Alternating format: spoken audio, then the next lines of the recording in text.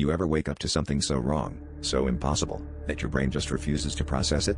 That's how I felt the first time I found a note under my pillow, scrawled in my own messy handwriting, but signed with a name I'd never heard, Mirabelle. My little sister, Sophie, had been talking to her imaginary friend for weeks, whispering in the corners of our cramped apartment, giggling when she thought no one was listening.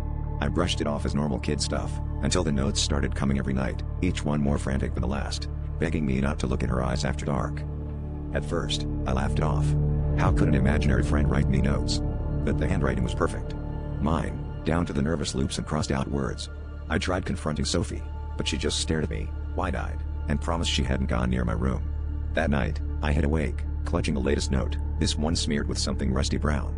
The apartment grew colder. I heard soft, dragging footsteps from Sophie's room, then a voice. My own voice, whispering, "Don't look at her eyes." I tried to stay brave, but curiosity clawed at me. When Sophie panted into my room, I couldn't help myself. I looked up, just as the streetlight flickered through the window and caught her face. Her eyes, God, I can barely describe it. They weren't right. Too wide, too dark, reflecting my own terrified face back at me. Mirabelle says you shouldn't have looked. Sophie's mouth moved, but the words weren't hers. I felt something cold and sharp twist in my chest. The next morning, Sophie was gone. All that was left was a new note under my pillow, written in a trembling, unfamiliar hand, "Now you're hers."